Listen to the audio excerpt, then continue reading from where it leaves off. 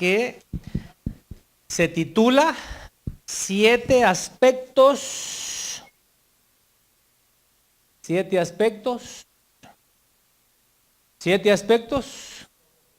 sobre el diezmo. No voy a hablar de ofrendas. Y vamos a leer en Lucas 18:12, que reza de la siguiente manera en la versión de las Américas.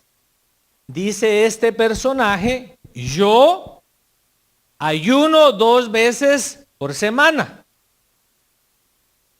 Doy el diezmo de todo lo que gano. Introduction. Los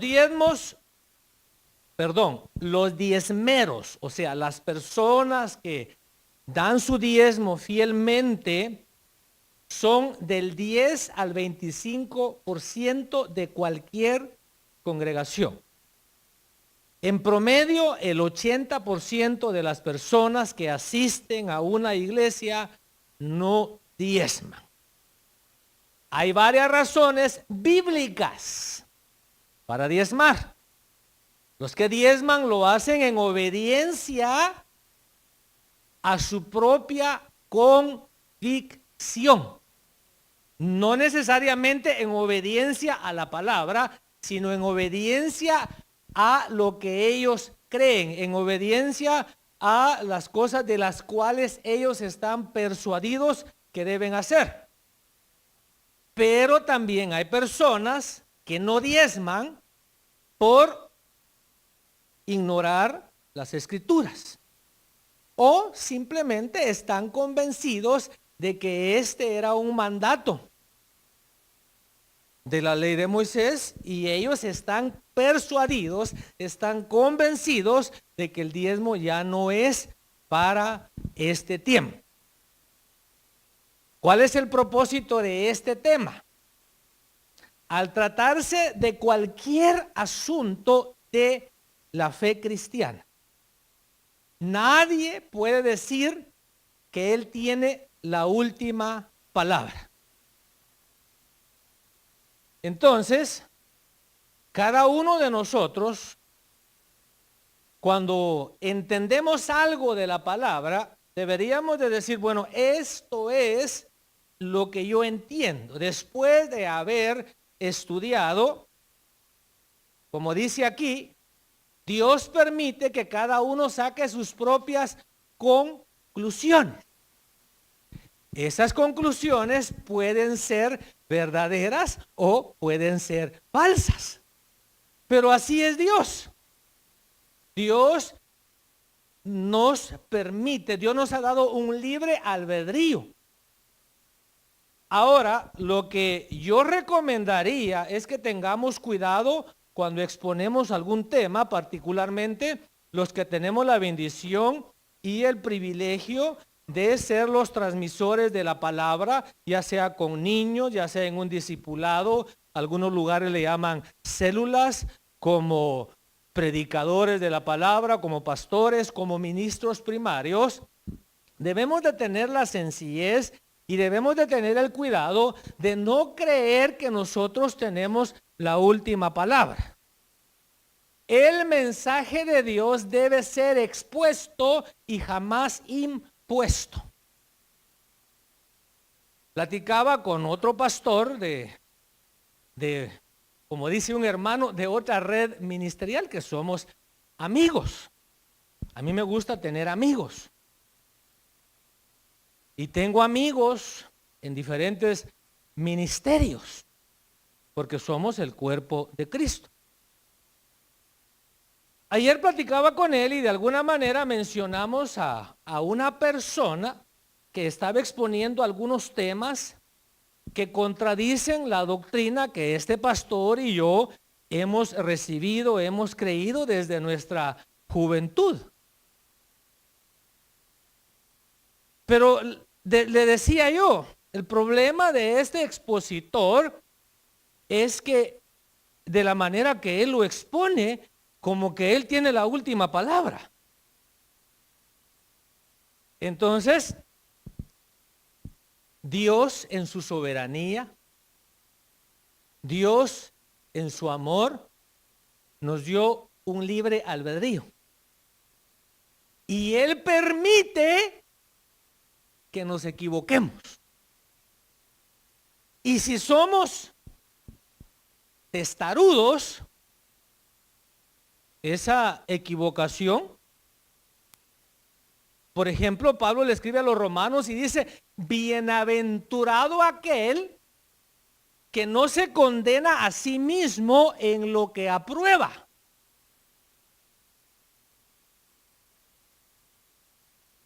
Pablo da algunos ejemplos. Dice que para algunos hermanos de su tiempo, comer carne era malo. Pero para otros no había ningún problema. Pablo lo que decía entonces es de que él iba a tener cuidado de no hacer tropezar al hermano para quien comer carne era pecado. Pablo dice también que algunos hermanos se deleitan en guardar ciertos días y otros no. Por ejemplo, yo no me deleito ni voy a estar aquí, le cuento, para Easter. No sé de qué va a predicar el predicador que tenemos invitado. Espero que no predique de Easter, ¿verdad? O venga vestido de gallina, porque el conejo no pone huevos. Bueno, entonces el propósito de este tema es mostrar, no imponer, algunos aspectos que motivan a las personas a diezmar o abstenerse de. Do you understand? Detrás de nuestras acciones tiene que haber una motivación. Ya sea que lo hagamos o no lo hagamos, tenemos nuestras razones. El pueblo de Dios, cuando entiende, dice, para que el predicador pueda seguir adelante. Si no, el tiempo se le va y se le puede ir el avión también. Bueno, entonces, lo primero, no se me va a ir porque bien calculado el tiempo. Dice el inciso 1, el fruto prohibido. Génesis 2, 8 y 9 dice, Dios el Señor plantó un jardín al oriente de Edén y allí puso al hombre que había formado. Dios el Señor hizo que creciera toda clase de árboles hermosos, los cuales daban frutos buenos, dice mi nieto,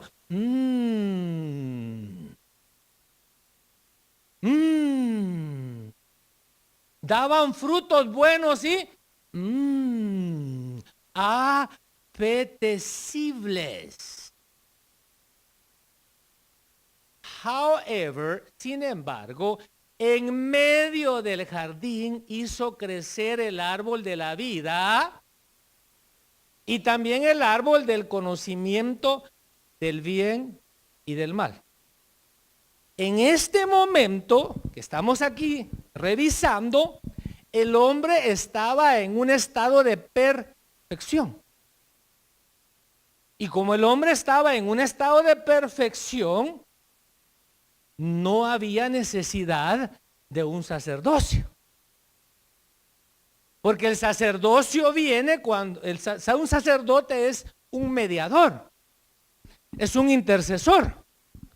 Pero, por ejemplo, si usted o yo no tenemos algún problema con la ley, no necesitamos contratar un abogado.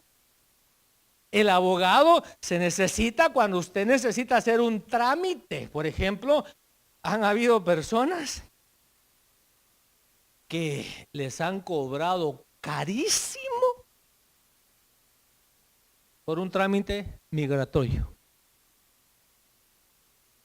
Hubiera sido yo abogado de inmigración, aleluya, tuviera un montón de billullo.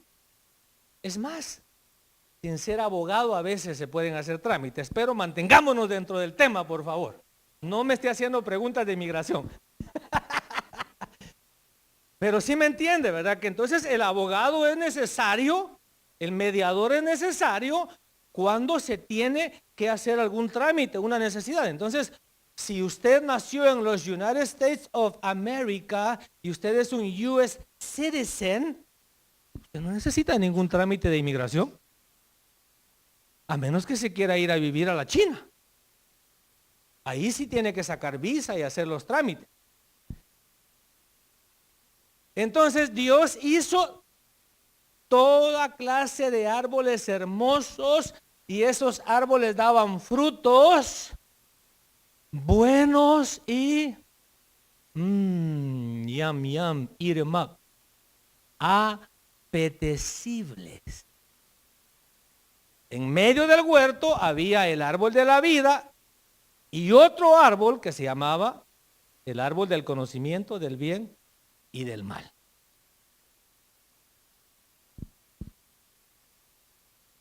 Diga conmigo, un principio. No había pecado el hombre, por lo tanto Dios le está mostrando un principio.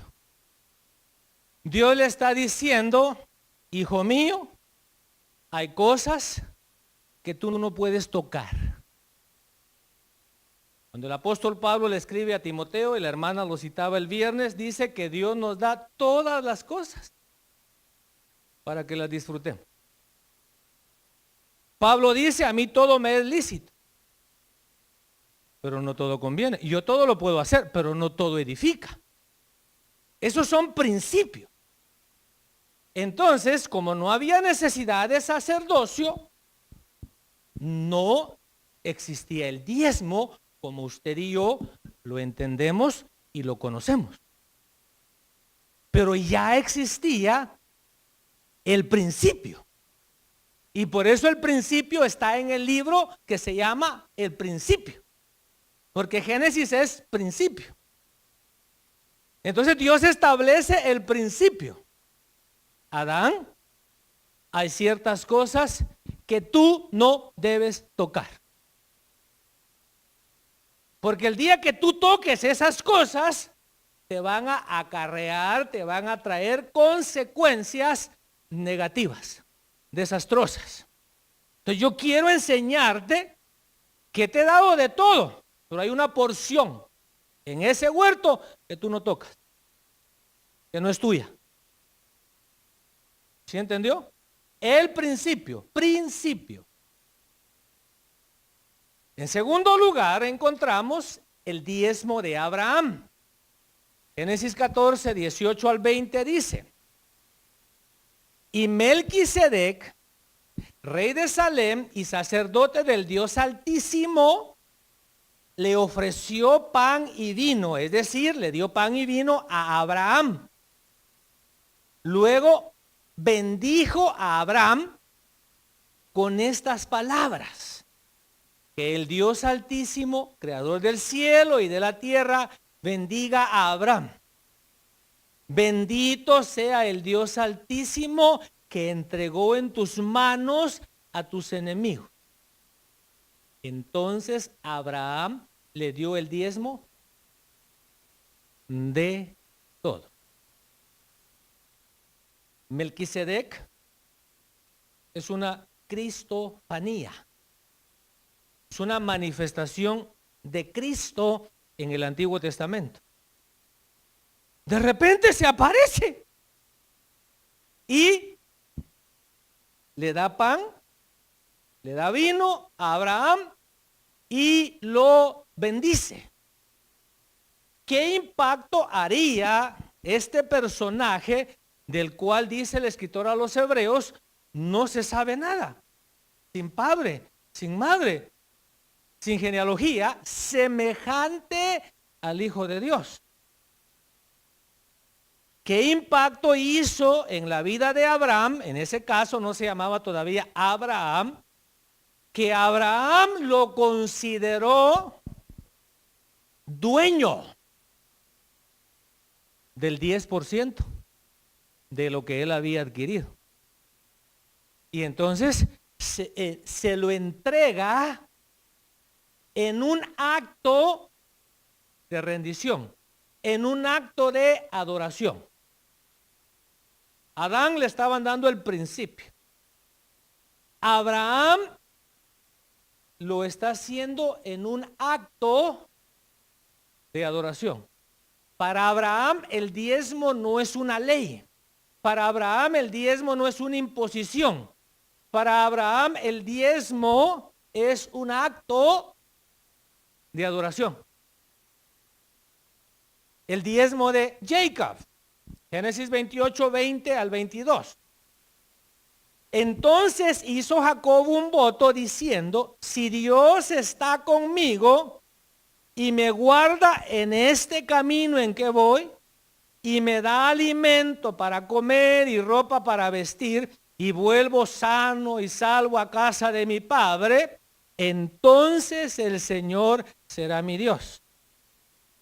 Y esta piedra que he puesto por señal será casa de Dios, y de todo lo que me des, te daré el 10. Lo que veo yo en Jacob es que de alguna manera él sabía que la práctica del diezmo traía como resultado, traía como consecuencia una bendición material. Él entendía el principio. Él era nieto de Abraham, entonces obviamente entendía que era un acto de adoración. Él había visto cómo Dios había prosperado a su abuelo, cómo había prosperado a su padre Isaac, porque dice que Isaac era riquísimo. Sembraba y cosechaba el 100%. Entonces él había visto que el diezmo funcionaba. Y entonces él, de manera ególatra, me gustó esa palabra cuando le puse ahí a traducir self-centered. Cuando puse ahí al traductor que me tradujera self-centered, me lo tradujo como ególatra. Dije, ahí la dejo. Porque ególatra viene de idolatría, viene de idolatrar. Pero ego soy yo. Entonces una persona ególatra es una persona cuyo Dios es él o ella misma. Ególatra es que usted se da su propio diezmo. Usted que me está viendo, usted que tal vez está aquí, usted se come su diezmo. Porque usted, le estoy hablando por supuesto al que lo hace, ¿verdad? Como Adán, que tomó del diezmo. No llegué a una conclusión definitiva, entonces lo eliminé, porque estaba meditando yo también en Noé, porque de alguna manera ellos entendían este principio. Y entonces yo estaba pensando nada más, ¿no será que Noé se emborrachó con el diezmo? ¿No será que un día dijo, ¿para qué diezmar? Y de todas maneras yo soy justo. Y porque dice que él empezó a cultivar la tierra, pero no dice que haya aún Caín trajo del fruto de la tierra. Y no vemos a Noé, sí lo vemos ofreciendo sacrificios, haciendo altares, pero después no vemos que él traiga primicias. No vemos que él traiga ofrenda después de haber cosechado. Entonces ahí le dejo la incógnita para que también usted piense. ¿No será que se comió el diezmo? Y por eso le trajo consecuencias a su descendencia. Vamos a ver eso. El diezmo en la ley. El diezmo en la ley se dividía en 4 partes. El diezmo que el pueblo daba para los levitas, es decir, para la tribu de Leví. Lo puede leer en Números 18, 21 al 24. Estaba el diezmo de la celebración, que lo puede leer en Deuteronomio 14, 22 al 27. Este diezmo era el que ellos tenían que llevar cuando se presentaban en las fiestas. Dios lo tenía todo bien sincronizado. No era 20%, no era 30%. Lo que pasa que las cosechas no eran la misma siempre. Como yo quedé impresionado esta semana con el fenómeno del tiempo. Yo le invito a usted que en lugar de quejarse, usted observe. Y si no le gusta el clima, si no le gusta un día como Dios lo hizo, hágase usted uno. A ver si puede. Pero a principios de la semana había mucho viento. Al punto que los carros quedaron verdes de todo el polen. Y todavía hay hermanos que no se curan de las alergias. Esa polinización, le estoy hablando de cómo Dios tiene todo bien sincronizado. Entonces, esa polinización es necesaria. Si no hay polinización, no hay fruto. Si no hay polinización, no hay miel. Muchas cosas no se darían si no existiera la polinización. Entonces, Dios tiene todo sincronizado. Él no tiene ni siquiera que hacer nada porque su naturaleza sabe lo que tiene que hacer. Entonces viene el viento y empieza a soplar la semilla y la riega por todos lados. Y Dios calma el sistema, se calma el viento, deja que la semilla se asiente, que el polen se asiente, y ahora viene una lluvia con un viento del norte, no del sur, ni del este, ni del oeste, sino con un viento, viene una lluvia suave, pero con viento no muy fuerte. Y aquí especialmente hay unos árboles que tienen unas hojitas que parecen alitas, una semilla, que parecen helicóptero. Y si usted observa, repito, en lugar de quejarse, observe. Esas cositas van dando vueltas, van volando, y cuando caen a tierra, se ensartan. Y ayer sucedió ese fenómeno. Si usted dejó su carro afuera, hoy amaneció lleno de semilla, verde. Y hoy no está lloviendo. Porque si sigue lloviendo, esa lluvia lava la semilla. Pero llovió lo suficiente, suficientemente agua y suficientemente suave, despacio, para que esa semilla se asiente. Entonces, de esa manera estaban sincronizadas las cosechas de Israel, para que en determinado momento, en determinado periodo del año, ellos pudieran llevar el respectivo diezmo. Entonces había un diezmo que se daba a los levitas, a la tribu de Leví, para su sostenimiento. Había un diezmo que estaba dedicado a las fiestas, a las celebraciones. Había un diezmo que era lo que usted y yo hacemos como ofrenda de benevolencia. Era para ayudar al huérfano, era para ayudar a la viuda, era para ayudar al forastero. Y era administrado también por los levitas. Y aparte de eso estaba lo que la Biblia le llama el diezmo de diezmo. Los levitas recibían el diezmo, pero solo los hijos de Aarón estaban llamados al sacerdocio.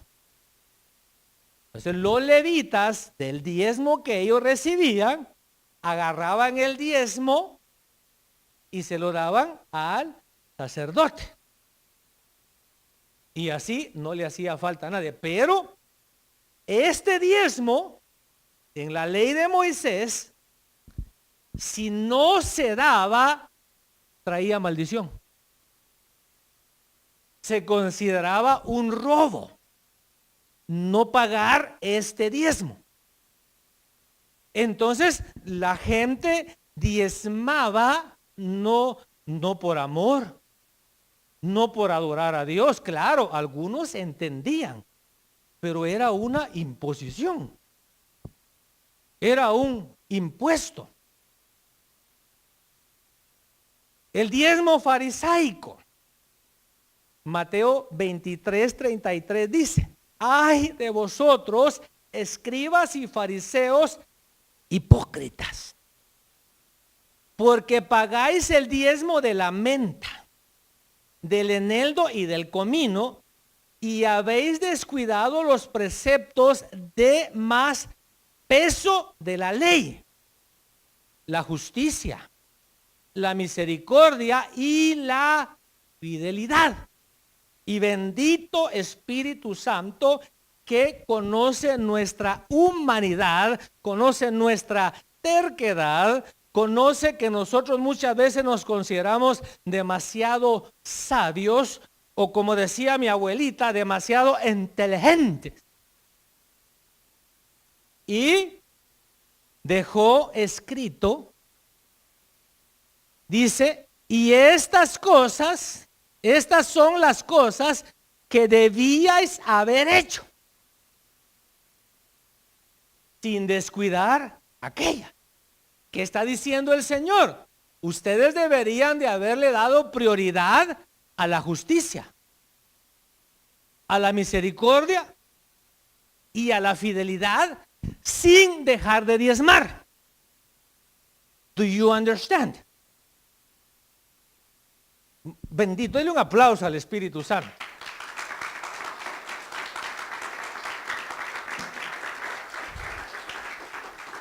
Ese mismo Espíritu Santo que yo, cuando nos fuimos de aquí el viernes, le dije, yo no pude haber planeado el servicio así. Es más, ni se me ocurrió que después de hablar del Salmo 89, él tuviera bien el manifestarse. Ese maravilloso, precioso, sublime Espíritu Santo. Y como voy a viajar para allá de la base de los hermanos que están en el año del renuevo, desperté ayer con un pensamiento, así un pensamiento. Por ejemplo, los rosales. El hermano César sabe de rosales. Qué bonito le crecen ahí las flores. Pero, ¿verdad que les corta ciertas ramas para que broten los renuevos? Si no corta, esa rama se envejece, se pone fea. Y de esos renuevos el hermano ha sacado hasta 8 rosales. Así que contrátelo para que le plante un jardín, y le va a cobrar, por supuesto. Yo le estoy aquí nada más promoviendo su negocio. Tiene buena mano, porque no todos tenemos buena mano para las flores. Algunos se nos mueren, se nos secan. ¿Verdad? Entonces, para que haya un renuevo, debe haber un cortamiento. Entonces, hermanos, a veces se le meten a uno pensamientos que saber si serán de Dios, pero muchas veces para que una iglesia prospere, debe haber también un cortamiento. Debe haber también una podada. Que cortar las ramas viejas, las ramas secas. Así que hay que poner todo lo viejo que tengamos, todo lo seco, que el Señor lo quite. Pero bueno, ya le dije que no me interrumpa, regresemos al tema.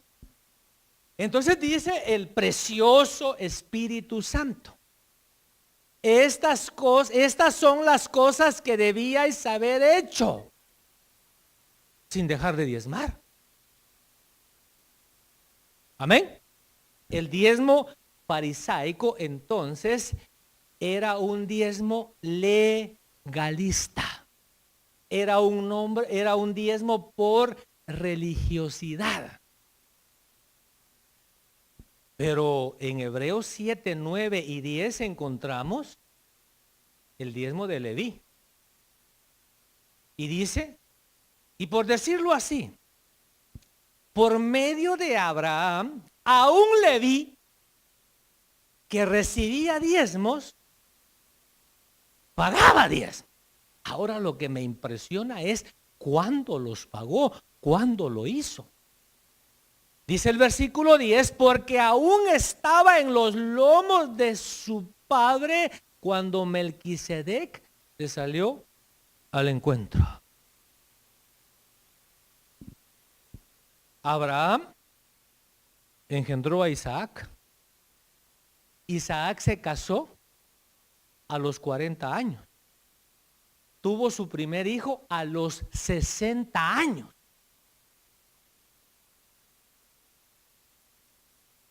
Y después, bueno, sus dos hijos, ¿verdad? Esaú y Jacob. Y de Jacob nacen los patriarcas. De ahí nace Leví. ¿Cuántos años habían pasado desde que Abraham le había dado el diezmo a Melquisedec? Y está diciendo otra vez el Espíritu Santo, porque él fue el que inspiró la palabra. Toda la escritura es inspirada por Dios, porque ninguna escritura vino por voluntad humana, sino que dice una Biblia, los santos hombres de Dios, siendo inspirados, siendo impulsados, hablaron, escribieron por el Espíritu Santo. Entonces aquí el Espíritu Santo dejó registrado que Leví diezmó cuando todavía estaba en los lomos de su papá era Jacob. Su abuelo estaba en los lomos ¿de quién? Su papá era Jacob. Su papá era Jacob. Su abuelo era Isaac. Leví diezmó cuando estaba en los lomos de su bisabuelo. Cuando yo meditaba, le decía a mi esposa, ya tengo 92 años yo. Yo tengo 92. Mi apellido, mi genética, mi personalidad ya llegó a los 92 años. Pero yo apenas tengo 54. Pero mi primer hijo tiene 30. 54 más 30, esos son 84, ¿verdad? Ayúdeme con la matemática. Ya hace rato que estuve en primaria. Bueno, 54 más 30. ¿Hasta dónde llego yo entonces? 84. Pero tengo un nieto que tiene 2 años. 84 más 2. ¿Qué tanto me he extendido ya? Pregunto, ¿qué tanto me he extendido ya? 86.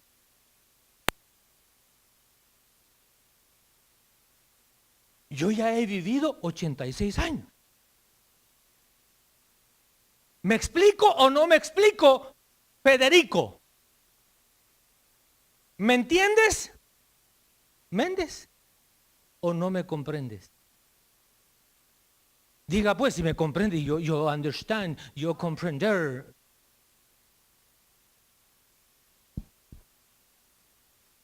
Jorge Uriel Quiñones, do you understand what I just said? I have already lived, how long? 86. And your dad? His age plus the age of your older brother. That's how many years he's lived.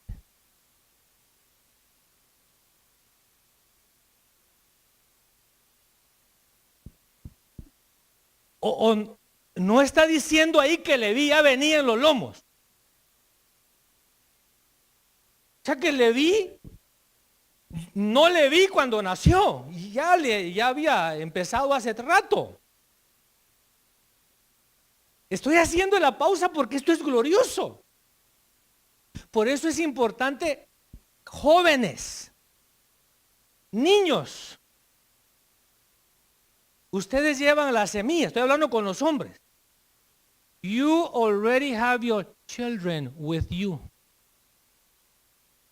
You're already teaching them. What are you teaching your children? ¿Qué le estás enseñando a tus hijos? ¿Es bíblico lo que le estoy diciendo o no? Las mujeres son solamente el recipiente. Generalmente en nuestra cultura, ahora ya no sé, pero se tendía a cuidar más a las mujeres. Y el que trae la semilla es el hombre. Cuando el hombre no se le enseña a ser responsable, su descendencia no va a ser responsable. Cuando el hombre anda metido en las barras, anda metido en los centros nocturnos, ya está contaminando a su descendencia. Pero cuando el hombre va a la iglesia y adora a Dios en espíritu y en verdad, le está enseñando a sus hijos a adorar en espíritu y en verdad. Cuando el hombre va a la iglesia, cuando quiere, cuando puede, cuando siente, cuando el hombre planifica, mire, perdóneme, había pensado no dar anuncios, pero hasta YouTube le mete a uno los anuncios ahí bien infragantes, lo agarran a uno. Yo me quedo perplejo que el cristiano hace planes el día de culto. Yo me quedo perplejo. Yo entiendo que usted trabaja de lunes a viernes, trabaja muchos días, muchas semanas en el año, y la ley misma le da los beneficios, su misma empresa donde trabaja le da sus 2, 3, 4 semanas de vacaciones. Está bien, no problem. No hay problema. Lo que estamos viendo aquí es, estoy hablando con los caballeros, que nosotros ya estamos instruyendo a las generaciones futuras. Entonces aquí lo que yo veo es un diezmo genético, un diezmo ancestral. Estudie un poquito, lea un poquito sobre la genética, la ingeniería genética. Y no hasta lo anuncian ahora, pues, su línea ancestral. Usted manda un poquito de saliva. Yo no necesito mandar un poco de saliva para que me digan que soy indio. ¿Y usted?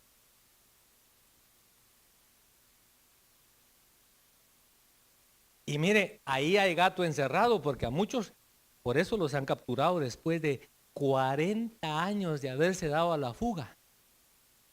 Ya ni se reconocen. Jóvenes cometieron un crimen y los están agarrando ya de 70, 80 años. Todo porque querían saber de dónde venían. Yo lo que sé es que mi nombre está inscrito en el libro de la vida desde la fundación del mundo.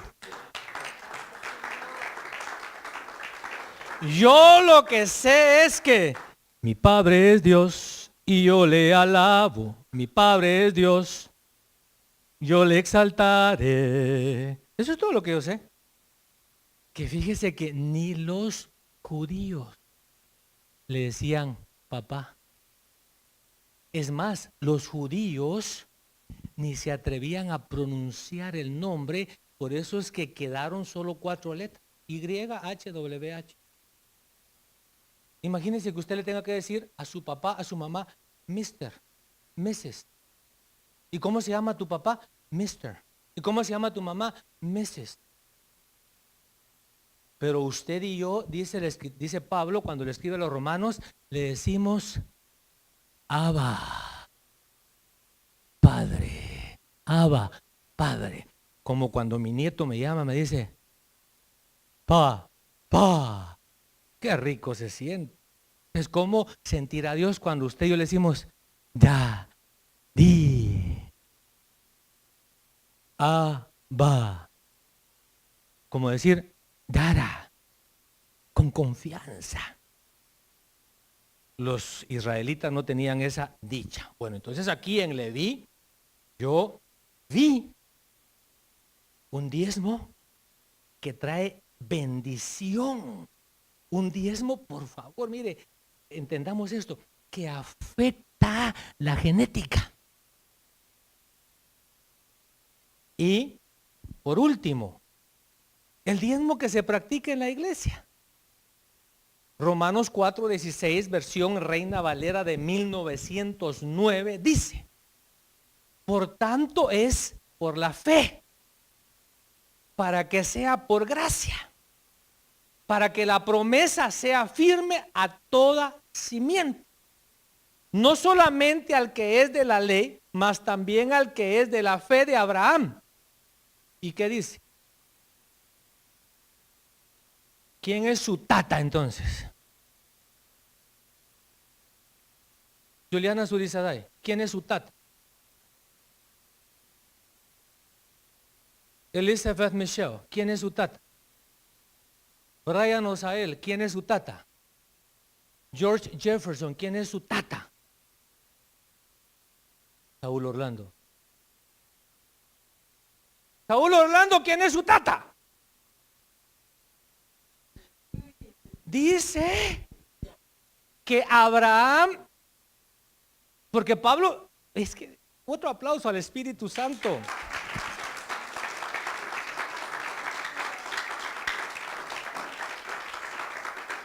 Es que el Espíritu Santo es Dios.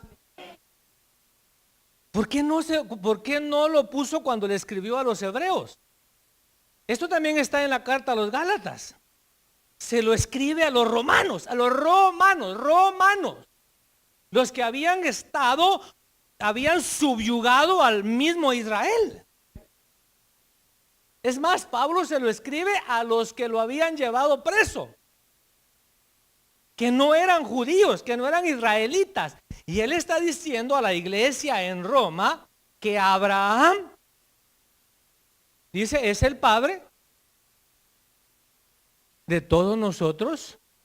Y en ese caso está hablando de los romanos. Pero Pablo era apóstol de la gentilidad. Y usted y yo éramos gentiles, ahora somos hijos de Dios. Gálatas 3:7 dice, por consiguiente, sabed que los que son de fe, estos son.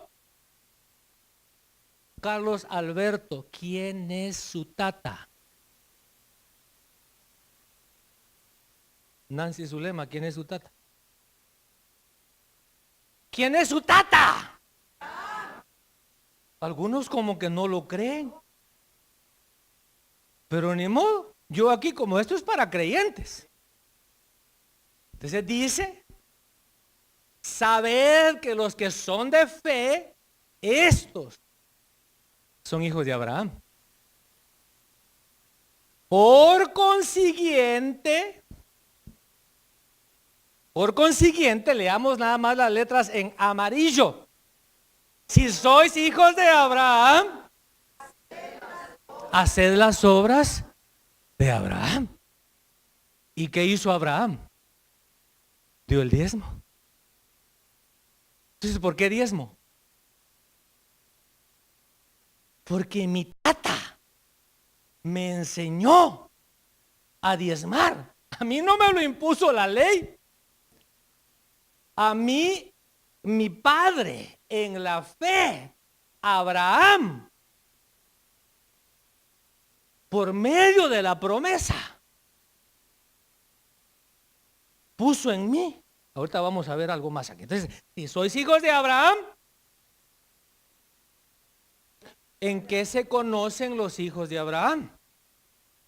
Y usted perdone, ¿verdad? Que pues ya cuando uno se vuelve abuelo, se vuelve medio. Pero me dijo un hermano, vos, me dice, ese tu nieto es igual a vos, solo que en versión blanca. O sea que yo, mire, hasta cambio de colores. Blanco y negro. Aleluya.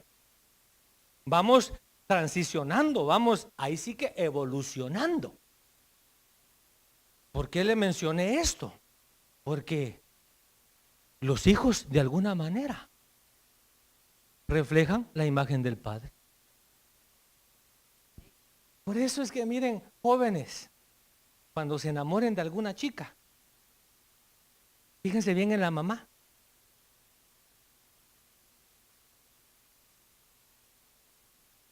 Sí. Chicas, cuando se enamoren de algún chico, fíjense bien en el papá. Porque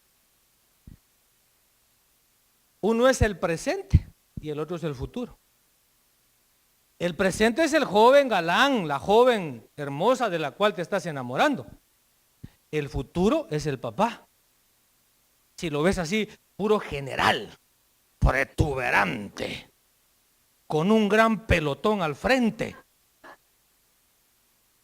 Así va a ser ese joven que ahora tiene tiempo para ir al gimnasio y que no come mucho. Solo se come pupusa and a half, pupusa y media, porque está cuidando la línea. Pero cuando la esposa, si es mexicana, le empieza a dar tacos, no se va a comer taco y medio. 12 tacos, de 12 en adelante. Si la mujer es salvadoreña y aprende a hacer pupusas, y peor si las hace como las de la suegra,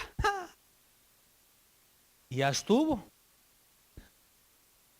Entonces, si nosotros somos hijos de Abraham, tenemos que necesariamente parecernos a nuestro padre Abraham. Entonces, Romanos 2, 13 al 15 dice: porque Dios no considera justos a los que oyen la ley, sino a los que la cumplen. Aquí, como quisiera decir esos predicadores evangélicos, ¡aleluya! Cristo vive. Porque Dios no considera justos a los que oyen la ley, sino a los que la cumplen. De hecho, cuando los gentiles que no tienen la ley, hablando de la ley de Moisés, cumplen por naturaleza, por instinto, lo que la ley exige, ellos son ley para sí mismos, aunque no tengan la ley.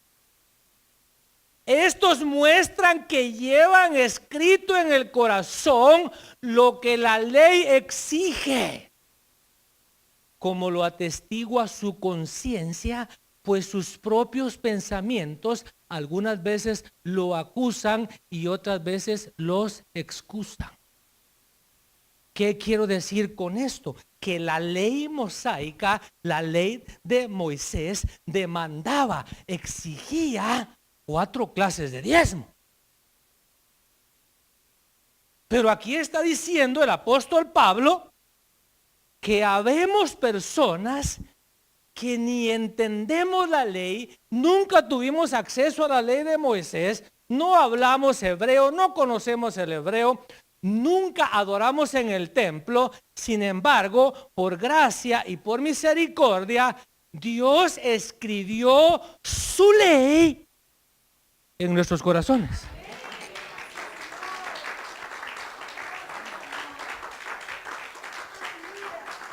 Porque aunque no haya un policía cerca, aunque no haya tráfico, no me paso la luz en rojo. Porque yo entiendo que la ley dice que hay que detenerse. ¿Por qué no me paso un stop? Porque el stop es parte de la ley que dice stop, alto. Entonces, hay creyentes que diezman porque en ellos hay una ley. Y ellos no pueden violar esa ley. Dice Romanos 7:12. Así que la ley es santa. Hablando de la ley de Moisés. Y el mandamiento también es santo, justo y bueno. Y mire lo que Pablo añade. Porque sabemos que la ley es espiritual, pero el problema es que yo soy carnal, que estoy vendido a la esclavitud del pecado. Entonces, si la ley de Moisés, dice Pablo, que era un erudito, que era una persona que sí conocía, que sí entendía la ley, él dice que esa ley es espiritual. Entonces el diezmo también es espiritual.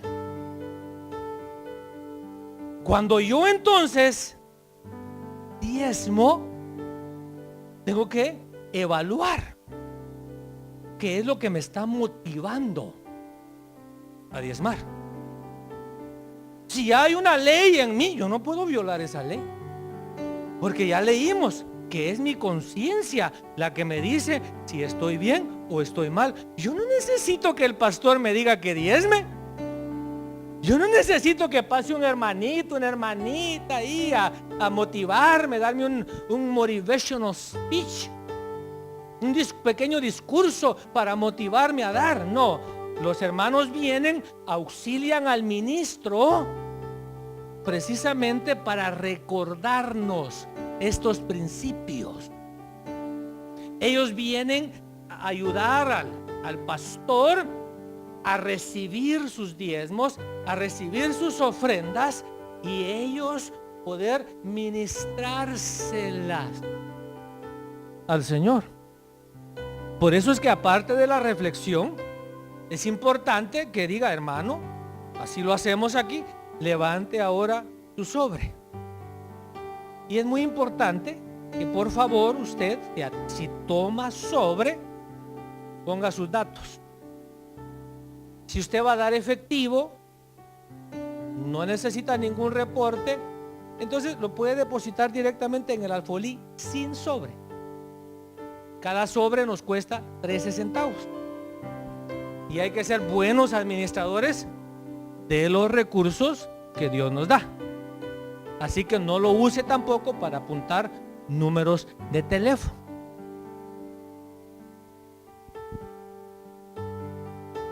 Hebreos 7:8. Entonces,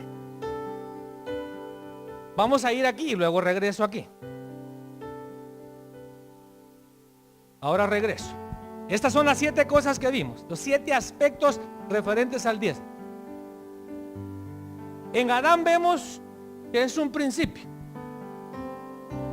En Abraham vemos que es un acto, es parte de nuestra adoración a Dios. En Jacob vemos que hay personas que lo hacen por interés personal. En Moisés vemos que hay personas que lo hacen porque les es impuesto. En los fariseos vemos que lo hacen por religiosidad. Son estrictos con su religión, son legalistas.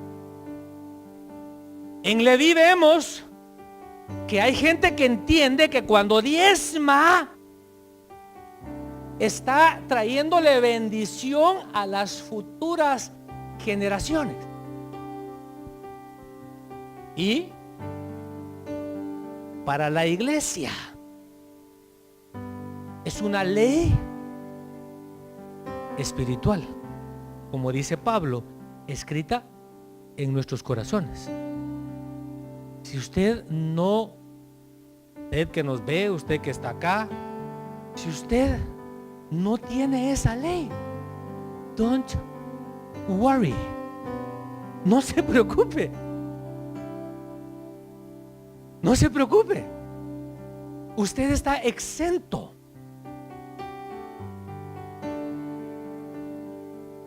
También lo hacemos como un acto de adoración. Adorarte le da vida a mi ser. Y ahí, y fíjese, en ese coro mezclamos los dos.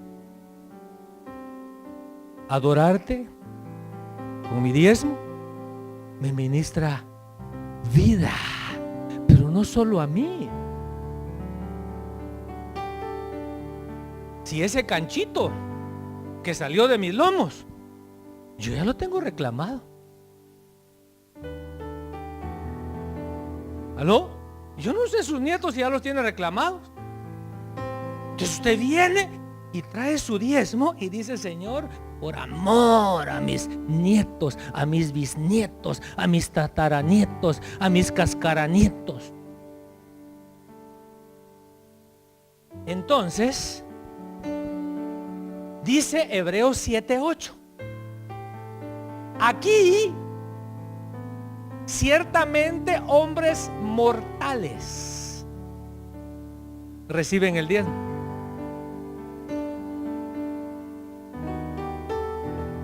Está claro.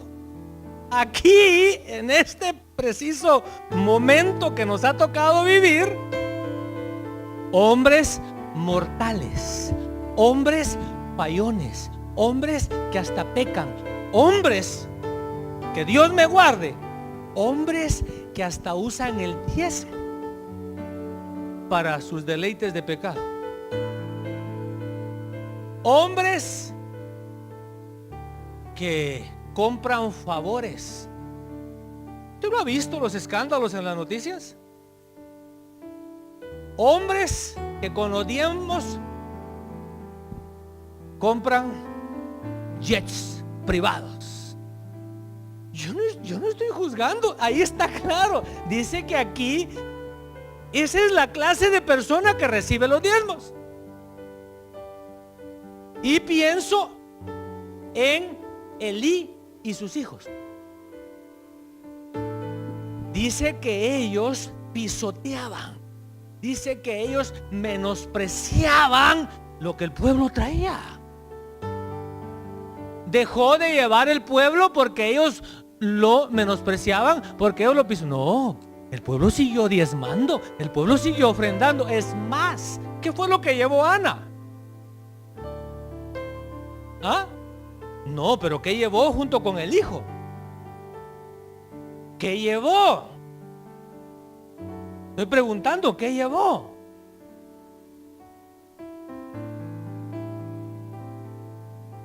No tiene Biblia usted. Está en los primeros 2 capítulos de Samuel. Después de que fue destetado, ¿qué llevó Ana?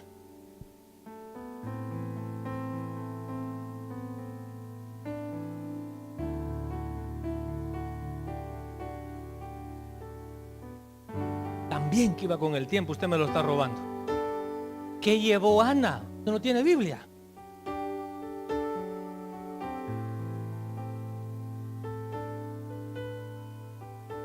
Ninguno lo ha hallado. Después de que lo destetó, ¿qué preparó ella? Un torito, diría don Jorge Eduardo Quiñones. Un torito, un novillo. Y esas eran las ofrendas que llevaban los que tenían dinero. ¿Acaso ella dijo: no, si este tipo lo va a malgastar, una cabra le llevo?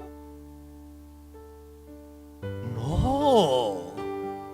¿Sí entendió usted lo que acabamos de expresar?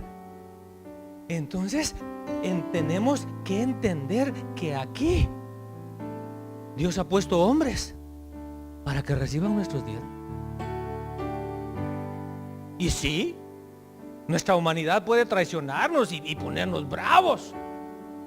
Y hay gente que dice, ahí van mis diezmos. No, no solo los suyos, los de los demás hermanos también. Porque solo los suyos no alcanzan. Entonces, yo tengo que examinar mi motivación.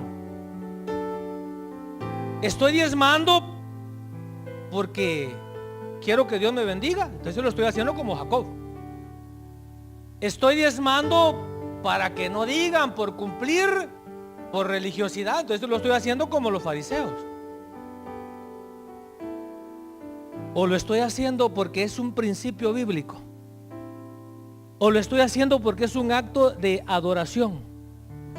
O lo estoy haciendo porque anhelo que Dios bendiga, prospere, alcance a mis hijos, a mis nietos, a mis bisnietos, a mis tataranietos, a mis quincanietos, a mis sextanietos, a mis octanietos.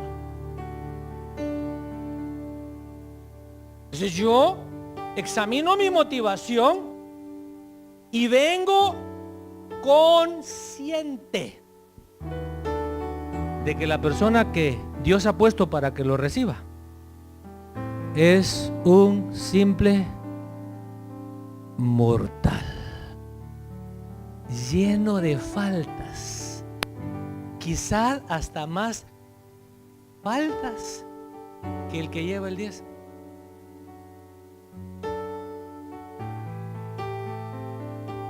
¿Es acaso una ley espiritual escrita por Dios mismo en mi corazón? Porque si es una ley que Dios escribió en mi corazón, hablando de la ley espiritual, yo no puedo violarla. Yo no puedo pasarme sobre esa ley. Finalmente, quienes diezman, deben hacerlo conscientes de que quienes aquí reciben los diezmos son hombres mortales, a quienes Dios puso al frente de su obra. Por favor, esté de pie.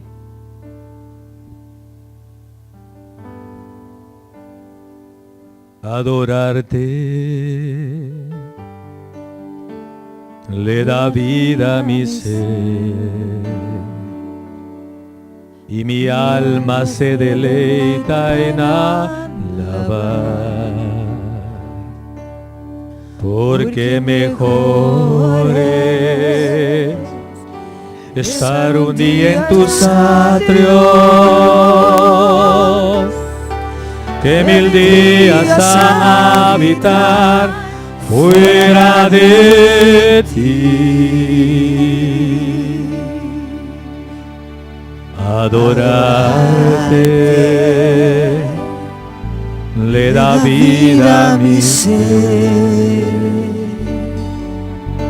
y mi alma se deleita en alabar, porque mejor es estar un día en tus atrios que 1000 días a habitar fuera de ti. No existe otro anhelo más precioso que habitar en tu lugar santísimo, permanecer toda mi vida en tus brazos y escuchar latir tu corazón. No existe otro anhelo más precioso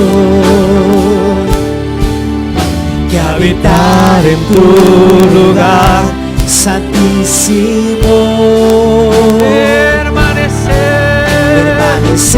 toda mi vida en tus brazos. Oh, gracias, gracias, Señor, gracias. Y escuchar latir tu corazón y escuchar escuchar latir tu corazón y escuchar latir tu corazón. Oremos.